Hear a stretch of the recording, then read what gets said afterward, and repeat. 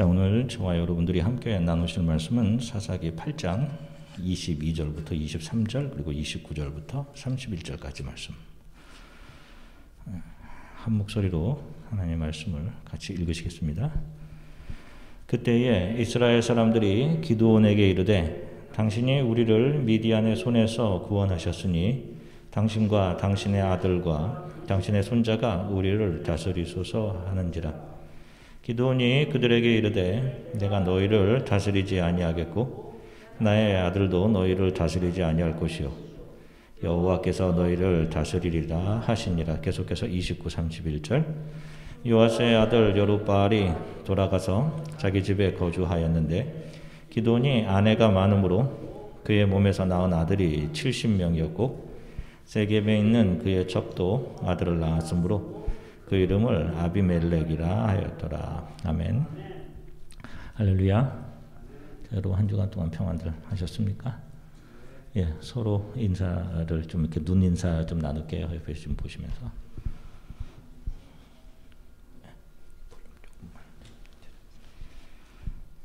지난주에 이렇게 달려있던 나뭇잎들이 다 떨어졌어요. 그렇죠? 예, 또 이번 주엔 날씨가 또 많이 조금 더 추워진다고 하니까 여러분들 특별히 건강에도 유의들 하셨으면 좋겠습니다. 자, 우리가 지난 시간에 기드온과 미디안의 전쟁을 통해서 그 전쟁은 기드온과 미디안의 전쟁이 아닌 기드온과 하나님의 전쟁이라고 말씀드렸어요. 하나님과 기드온의 전쟁입니다. 하나님께서 기드온을 하나님만을 의존하는 거룩한 성도, 하나님 나라의 군사로 만들어내시기 위해 기드온 안에 있는 옛사람과 싸우시는 전쟁인 겁니다.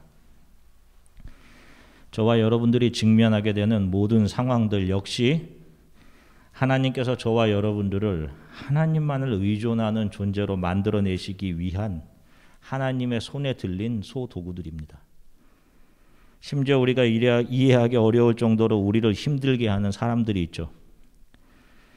그 사람들 역시 하나님의 도구입니다. 무엇을 위한 도구인가요? 우리 안에 있는 옛사람을 무너뜨리고 깎아내시는 도구입니다.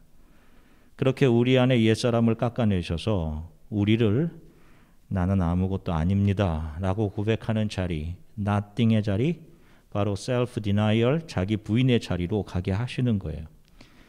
자신의 삶을 이끌어가는 주인이 자기 자신이 아니라 예수 그리스도이심을 깨달아 그것이 복이며 최고의 감사로 여기면서 성도는 300 앞에 있는 13만 5천 명이라는 말도 되지 않는 상황 속에서도, 어떤 상황 속에서도 하나님을 의지하고 하나님을 찬양할 수밖에 없는 거예요, 여러분. 세상에 속한 사람들 역시 똑같이 동일하게 어려움을 겪습니다. 그러나 그들은 세상의 힘을 의지해서 그러한 상황을 모면해가고 지나가면서 자기 자신을 더욱더 강화시켜 갑니다. 그래서 세상의 힘을 더 의존하고, 그래서 그것을 더 모으고 가지려고 하면서 자기 자신에 대한 의존성을 더욱더 높여간단 말입니다. 그러나 성도는 어려운 상황을 지나가면서 지독히 이기적인 자기 자신의 죽음을 경험해요. 그래서 예수님만을 더 의지하는 존재로 강화되어 가는 거예요, 성도는. 그래서 교회를 오래 다녔으면서도 여전히 자기 자신이 채워지지 못해서 분노하고 자기 자신의 기분에 따라서 분노를 표출하는 혈기가 남아있는 사람들은 자기 자신을 채우기 위해서 종교 생활을 해왔을 가능성이 많이 커요.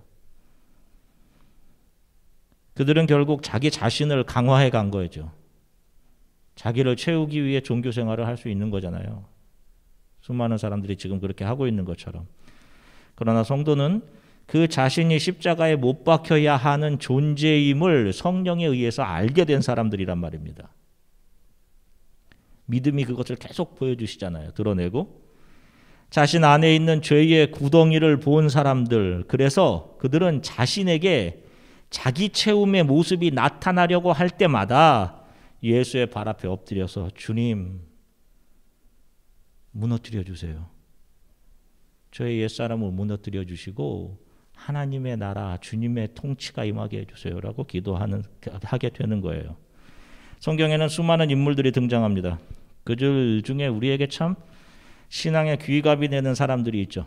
여러분들도 그렇게 신앙에 귀감이 되는 한 사람들, 두 사람들이 이렇게 있을 거예요. 우리가 몇 주간 걸쳐 살펴본 기드온, 그리고 그 뒤를 이어서 나오는 전설적인 사사 삼손, 또 왕정시대에 나오는 다윗과 솔로몬 모두 하나님의 함께 하심을 경험하고 그들의 삶을 통해 하나님이 이루신 놀라운 승리와 구원이 어떻게 이루어지는지를 오고 오는 하나님의 백성들에게 보여주었던 그런 인물들이란 말입니다. 그런데 참 아이러니한 것은 그들의 말년을 보면 대부분의 사람들이 수많은 첩을 두고 세상의 부와 권세 속에서 살다가 추하게, 더러는 쓸쓸하게 노년과 말년을 맞이하게 되는 모습을 보여줍니다. 도대체 무엇을 배우라고 우리들에게 이런 것들을 보여주는 것일까요? 수많은 설교들이 자, 성경에 이런 인물들, 기드온을 담자, 다윗을 담자, 이렇게 이야기를 합니다. 그들의 용기와 그들의 믿음과 추진력을 담자, 그들의 믿음을 본받자라고 합니다. 그러면 그들의 말년의 추한 모습은요? 그건 담지 말자로 해야 되는 겁니까? 이 세상에서 잘 정착하는 것을 바라고 종교 생활하는 사람들에게는 그런 해석과 적용이 맞아요. 그러나 그들이 보지 못하는 것이 있습니다. 그것은 인간 기드온, 인간 삼손, 인간 다윗의 위대함이 아닌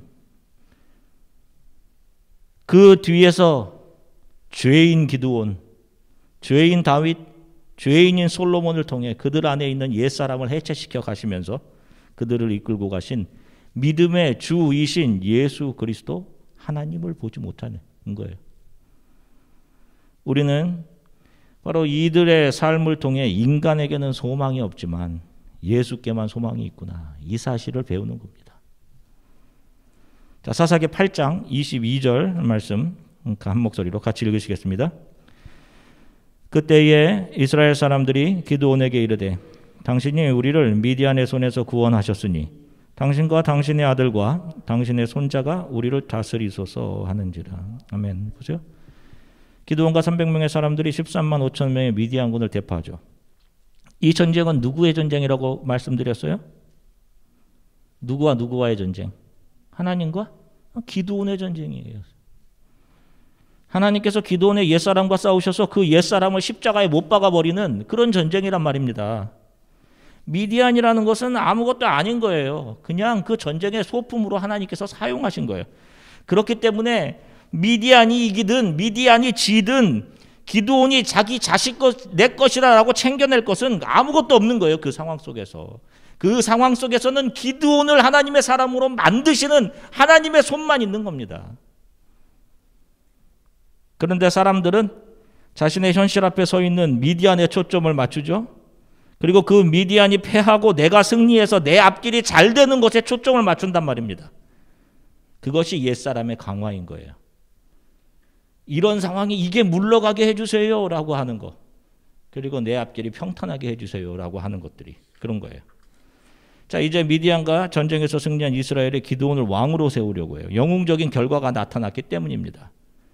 자, 미디안이라는 대상은 하나님의 도구에 불과했어요. 그러면 그 전투의 결과는 하나님의 몫이지 기드온이 거기서 챙겨낼 것은 아무것도 없단 말입니다. 칭찬과 보상도 기드온에게 돌아갈 것은 없어요. 오히려 매 순간 우리가 보아왔듯이 하나님께서 이끌어 가시는 순간 무엇이 드러났어요? 표적 좀 보여주세요 라고 하는 모습들, 두려워하는 모습들, 나 혼자 살겠다고 하는 모습들, 그런 하나님을 향한 의심했던 연약함이 드러났기 때문에 기드온은 결과 앞에서 부끄러움이 드러났던 거예요.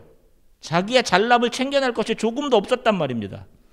겉으로는 자기 자신을 통해서 선이, 좋은 결과가 드러났어요. 성과가 드러났단 말입니다. 그런데 정작 자신은 거기서 자신의 영광을 취할 것이 아무것도 없는, 그 드러난 결과와 영광 앞에 부끄러울 수밖에 없던 거예요. 기드온은. 자, 처음에 그래서 기드온은 이스라엘 사람들이 왕이 되어달라는 요구를 거부합니다. 그럼에도 사람들의 기드온에 대한 칭찬과 그를 영시하는 칭송이 계속되자 기드온은 스스로 자기 자신이 칭찬받을 자격이 있다라는 생각을 하게 되어요. 기드온의 말년을 보겠습니다. 사사기 8장 30절서부터 31절 같이 읽겠습니다. 기드온이 아내가 많으므로 그의 몸에서 낳은 아들이 70명이었고 세겜에 있는 그의 첩도 아들을 낳았으므로 그 이름을 아비멜렉이라 하였더라. 보세요. 아내를 많이 두어서 아들만 70명을 낳았어요. 아들만 70명. 다윗이 그 유명했던 역사가도 유명했던 다윗이 9명의 아내를 통해서 19명의 아들을 얻은 것을 감안한다면 기드온은 다윗보다 더 많은 아내를 둔 것이죠. 아내가 적어도 20명 이상은 된 것이죠. 기드온은 명목상 왕은 아니었을 뿐이지 왕이 받는 모든 대접을 다 받아 누린 겁니다. 이스라엘 사람들이 가져다 준 모든 것에 대해 이 정도는 내가 받을 자격이 있다라고 생각하면서 다 받아서 누리고 챙긴 거예요. 여러분 그런 모습 많이 볼 겁니다. 이거는 뭐 목회자의 영역만 있는 것이 아니에요. 처음에는 참 겸손하고 처음에는 참 괜찮은 목회자였는데 존경하고 따를 만한 분이었는데 그의 말년이 물질과 명성을 쫓아가는 그런 모습으로 변해버린 모습들 많이 볼 거예요. 이거는 모든 영역에서 동일할 겁니다. 아마. 기드온은 많은 아내를 통해서 70명의 아들을 두었어요. 그리고 세겜에 있는 한 첩을 통해서 아들을 낳았는데 그의 이름이 무엇이죠? 아비멜렉입니다. 아비 나의 아버지라는 뜻이에요. 멜렉 왕이라는 뜻입니다. 그의 이름 자체가 나의 아버지는 왕이다 이거예요. 그 이름을 누가 지어주었겠어요? 자기 스스로가 자기 이름을 짓지는 않지 않습니까? 누가 지어줬겠어요? 부모지. 아버지가 지어준 겁니다. 기드온은 자기 스스로 왕의 자격이 있다라고 여긴 거예요. 여러분. 그래서 아들의 이름을 그렇게 져놓고 너희 이스라엘 백성들아 너 나를 기억해서 내 자녀들에게 잘해줘 라고 한 것이죠. 그 대우해줘라 라고 한 거예요. 그를 왕같은 성공의 자리에 놓아준 미디안과의 전쟁은 하나님께서 자신의 하나님에 대한 불신을 제거하고 눈에 보이는 세상의 힘을 의존하려는 기드온의 옛사람을 부숴내시는 하나님만을 의존하는 아무것도 아닌 자로 만들어내시는 하나님의 전쟁이었는데 미디안은 바로 그 기드온의 옛사람을 제거하기 위한 하나님의 도구였을 뿐인데 그 하나님의 도구가 자신의 도구인 것처럼 여기고 그것을 통해 자신이 스스로 자격이 있다라고 생각을 하게 되고 왕의 자리를 슬그머니 찬탈을 한 겁니다. 마치 에덴 동산의 아담처럼요. 이것이 사람 안에 있는 처절하도록 악한 우리의 힘으로 극복해낼 수 없는 자기 사랑, 하나님됨, 자기 칭찬 챙기기, 자기 가치 챙기는 교만인 거예요. 여러분. 이 교만이 저와 여러분들 안에 깊게 끝을 알 수 없을 정도로 깊게 뿌리 박혀 있는 겁니다. 왜 이런 기드온의 타락한 모습을 보여주는 걸까요? 자, 너희 이런 모습 담지 마라 라는 경고예요. 담지 않을 수가 없어요. 우리는. 성경은 우리 안에 있는 이 죄가 얼마나 지독한 것인지를 들추어내서 우리들에게 보여주는 겁니다. 나는 아니다라고 생각하는 그 사람들 안에 이렇게 자신의 자격이 있다라고 생각하고 자신의 의와 자신의 가치, 칭찬을 챙기고 지독히 자기 자신만을 위하는 자기의 즐거움만을 챙겨내는 자신의 유익만을 위하는 그 죄성이 이렇게 지독하게 너희 안에 있다라는 사실을 보여주시는 거예요. 우리는 이렇게 가망 없는 이기적이고 자기 칭찬, 자기만 사랑하는 그런 존재들이란 말입니다. 여러분. 내 것을 남에게 줄 수 없는 존재란 말이에요. 우리는. 성경은 그렇게 소망이 없는 너희 자신들을 보라고 너희들의 그렇게 참혹한 내부에 썩은 너희의 그 죄의 상태를 좀 보라고 이렇게 우리들에게 성경의 인물을 통해서 그 죄성을 드러내어 보여주시는 거예요. 너희들에게는 절대로 선이 없다. 너희들에게는 참 정의가 없어. 그래서 생명을 살려냄이 너희를 통해 절대로 나올 수가 없어. 그런데 그렇게 악하고 이기적이고 죄인 중에 괴수이며 그렇게 영원한 죽음으로 떨어져야 하는 가망 없는 저와 여러분들을 위해 하나님의 무조건적인 은혜가 부어진 겁니다. 우리를 그 죄의 구덩이에서 살려내시는, 그 죄의 깊은 구덩이를 예수 그리스도 보혈의 은혜로 덮어내신 거예요. 그 은혜를 알기 전에 먼저 우리 안에 있는 죄가 얼마나 깊은지를 보여주시는 겁니다.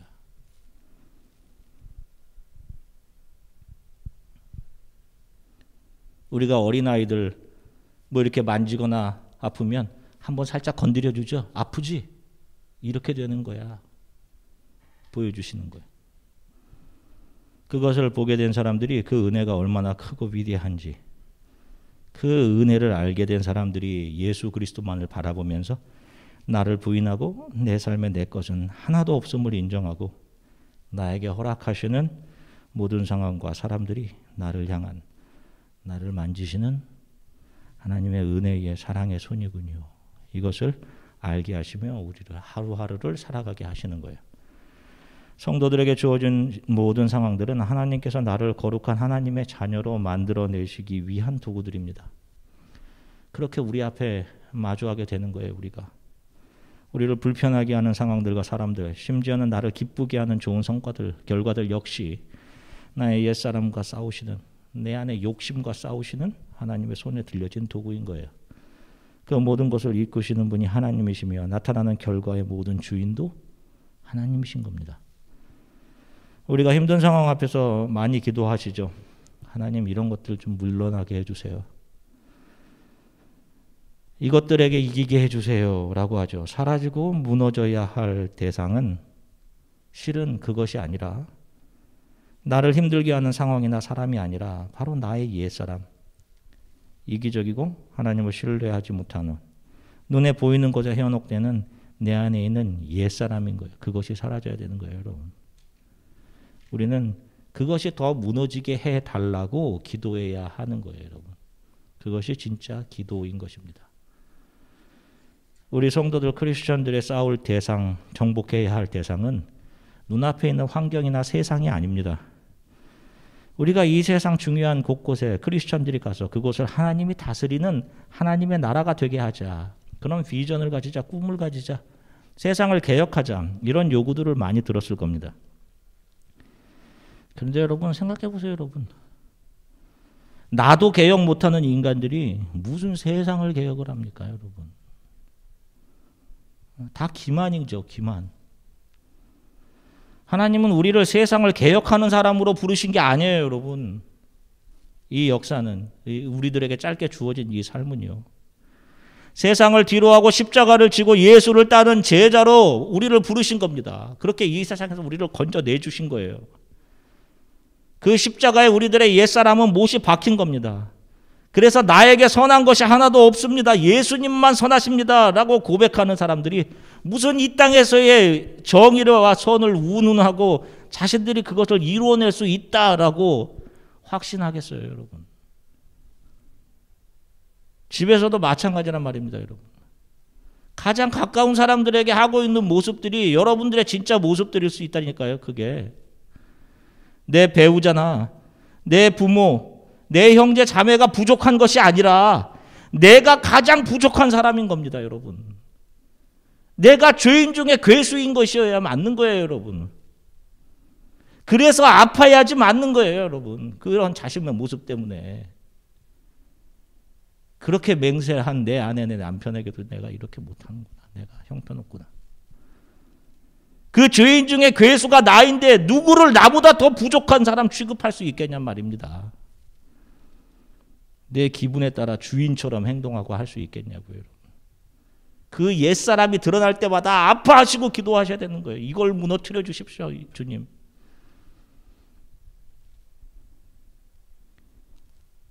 하나님께서는 성경의 인물들을 통해 그 성경의 인물들이 왕의 자리에 있던 사람이건, 학자의 자리에 있던 사람이건, 리더의 자리에 있던 사람이건, 군장에 있던 자리이건, 선생의 자리에서 선을 가르치던 사람이건 상관없이 그 인물들의 내부를 적나라하게 드러내시고 그 내부에 추하고 이기적이고 썩은 죄성들을 끄집어내어서 겉으로는 아무리 고상해 보이는 인간이라 할지라도, 삶으로 많이 업적을 내어서 존경을 받는 사람들이라 할지라도,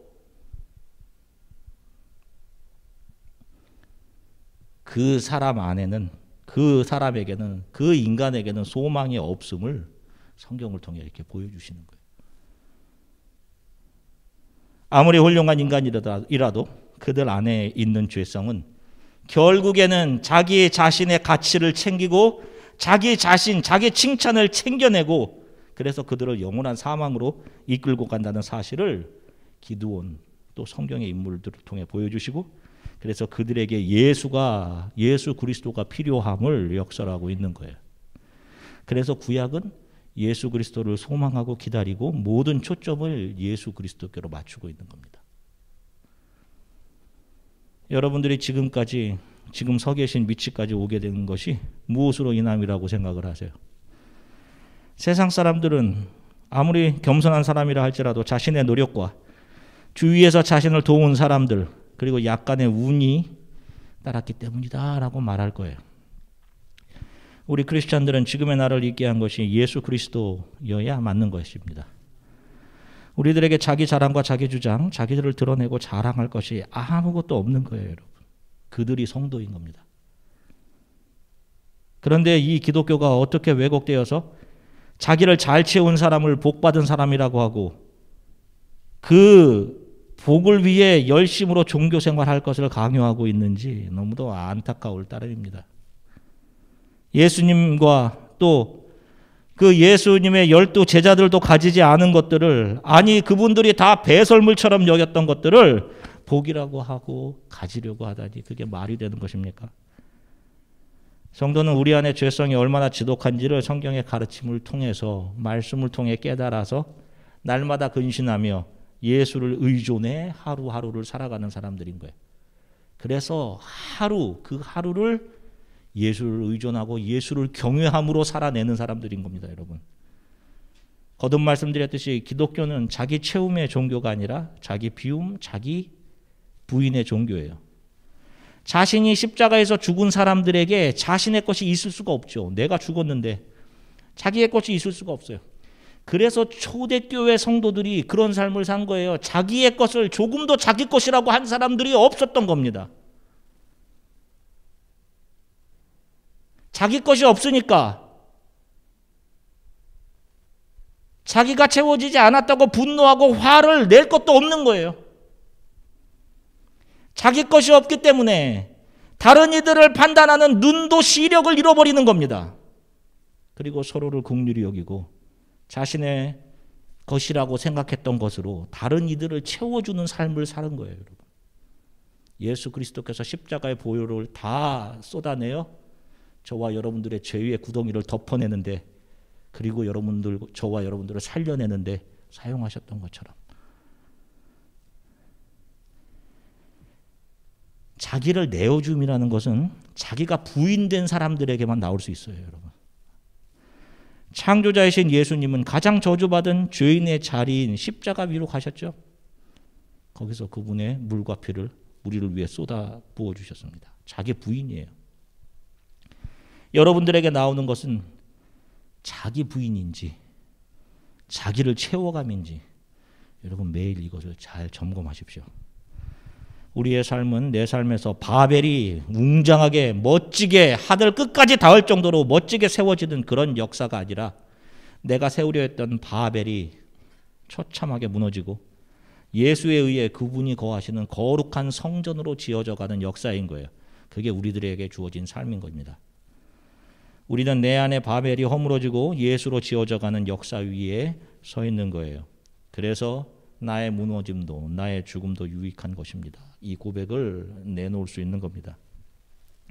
한 주간도 우리가 경험할 모든 상황들은 우리의 옛사람과 싸우시는 하나님의 손이시기에, 우리는 모든 상황 속에서도 하나님 참 감사합니다, 이 이기적인 마음을 더 무너뜨려 주십시오 라고 기도하며 갈 수 있는 것입니다. 그들이 참 크리스찬인 거예요. 한 주간 내 안에 죄성이 더 드러나 나의 옛사람이 더 허물어지고 자격 없는 우리들에게 주어지는 예수 그리스도의 은혜를 더더욱 깨달아가는 한 주간이 되시기를 주 예수 그리스도의 이름으로 간절히 축원합니다. 잠시 함께 기도하겠습니다.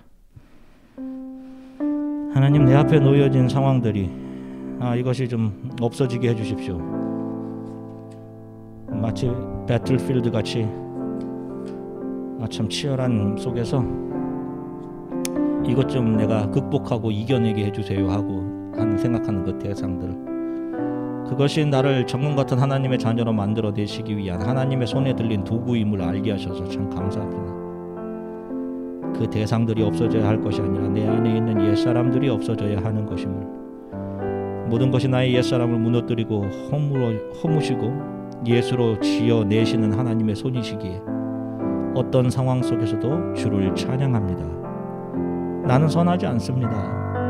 나는 정의롭지 못합니다. 예수님만 선하십니다. 내 삶의 주인은 예수 그리스도이십니다. 그래서 내 것은 아무것도 없습니다. 하나님, 우리를 긍휼히 여겨주십시오. 이 땅을 좀 고쳐주십시오. 다시금 일상을 선물로 받아 매 순간이 얼마나 귀한 하나님의 선물인지를 절실히 깨달으며 하나님께 감사하며 하나님을 경외하며 살아갈 수 있도록 우리들에게 다시 한번 기회를 속히 허락해 주십시오.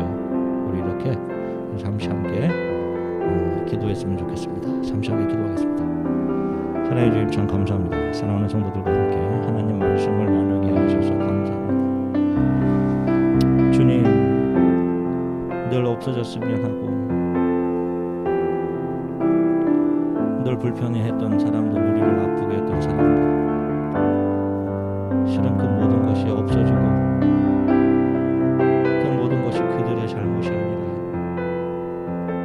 나를 허물어내시는 하나님의 손님을 알게 하시면 참 감사합니다. 사랑하는 성도들이 접하게 될 한 주간의 삶 속에 주어지는 모든 것들이 이들의 옛사람을 무너뜨려 내시며 정것 같은 하나님의 사람으로 만들어내시는 하나님의 손에 들린 도구임을 인정하면서 어떠한 상황 속에서도 하나님을 찬양하며 한 주간의 삶을 살아가게 도와주시기를 간절히 소망합니다. 지금은 잘 모르지만 언젠가는 눈에 얼굴과 얼굴을 마주대고 보는 것처럼 명확히 우리가 하나님을 보게 될 것을 믿습니다.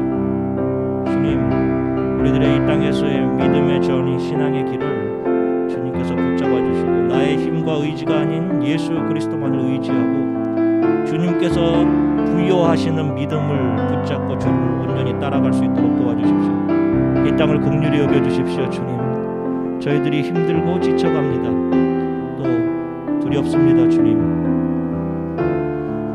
작은 병균도 컨트롤하기 어려운 하나님 저희들입니다. 당연히 누릴 수 있는 자격이 있는 것이 아님을 처절하게 알게 하셔서 감사드리고 당연한 걸로 알았던 것이 하나님의 선물임을 알아 매일을 감사히 여기며 하나님을 경외하며 살아갈 수 있도록 다시 한번 주님 건강한 일상을 우리들에게 허락해 주시기를 간절히 소망합니다. 주님 고쳐주십시오. 주님 감사드리며 예수 그리스도 이름으로